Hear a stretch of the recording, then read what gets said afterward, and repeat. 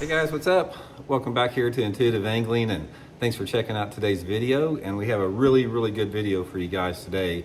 We're going to be showing you guys how not to tie a knot. I don't mean as far as the type of knot that you tie, but as far as the actual mechanics of tying the knot.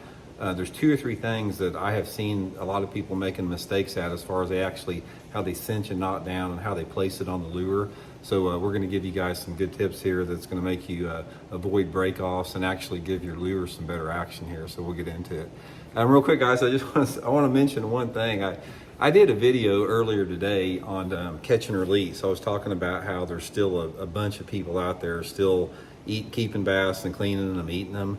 And guys, when I put that video up on this, within 2 hours, I lost over 40 people unsubscribed from my channel. The first 2 hours I put that video up.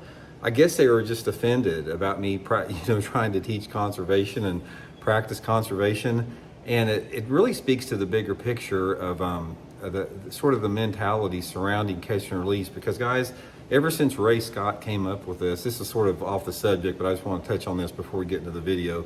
But ever since Ray Scott instituted catch and release, so many bass anglers have worked so hard for decades to practice catch and release and to encourage catch and release. And it just really surprised me about how many people out there still keep bass and eat them, regardless about how much fishing pressure we had on our lake. So anyway, I found that a little bit disturbing, and just curious to hear your guys' thoughts on that. Okay, guys, let's get into this. This is going to be a good one. You guys are going to like this video. You're going to be grateful you tuned in at the end of this. But I'm going to show you what not to do, and I'm going to show you the right way to do it. So, first of all, let's look at this knot that I've tied here on this Megabass Vatline. Now, take a look at that, guys. Is there anybody out there that can tell me what is wrong with that knot? Because this is not the way you want to tie it right here. And what I've done here is I want to show you guys something on a split ring. It's like when you see a split ring, guys, like this on your lure, when you're tying a lure on split rings, see that little thing right there? That's where the split ring, where actually it goes on to the eye hanger right there. And this knot right here that I showed you guys here has been cinched down on that particular area right there, where actually the split ring splits in half. Guys, you do not want to do this for several different reasons. Number one is there's some sharp edges on the end of those split rings most of the time. Some split rings have sharper edges than others, but what happens is when you cinch a knot down in that particular notch right there, you risk yourself fraying the knot if one of those sharp edges gets on there like that. So, and another thing it does, it will impede the action of your lure. It'll make it run different. Now what I'm going to do here is I'm going to show you guys how to tie it and cinch it down right so you don't avoid that here. So we're going to take the same bait here, and it's important, you've got to identify where this little split is right here. And I don't know if you guys can see it in the video there, but what you want to do is you want to find where the split is, like there's the split right there, and put the split against the eye tie right there. So it's against the eye tie, so the solid part of the ring is below it. Okay, so the next thing you want to do, get your fishing line and run it through and make sure it stays positioned there. Sometimes it'll move it around, so this is the first thing you have to do when you first come with your knot. When your lure is in that position, this is when you need to look at it. And you can see right there, the split in my split ring is sitting securely against the eye tie on the lure. This is where you want it, and this is where you want to take your time and slowly tie it so it stays in position right there.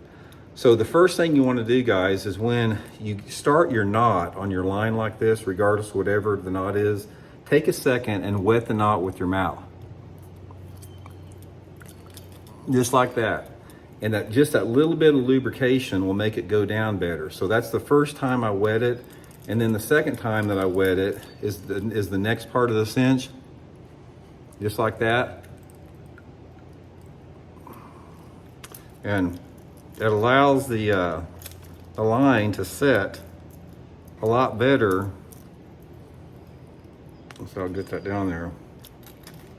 Allows it to set a lot better with not having friction when you draw it up. Now you can see right here, I've moved it a little bit right there. There's that opening right there. So I've got to adjust it, get it down in there, cinch my knot, cinch it securely on both ends, or it doesn't matter whatever your tag ends are. Sometimes you got, you know, one tag end, sometimes you got two.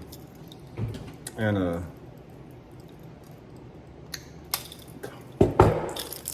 there you go, and that's the right way to tie it right there. You can see it like that. And this way, like I said, it sets in that slot. And once you're sitting in that slot there, guys, it actually allows that lure to wiggle a little bit more freely, and you have a more consistent wobble to your bait, and you don't have anything in the way up here to fray your line on this end of it like that.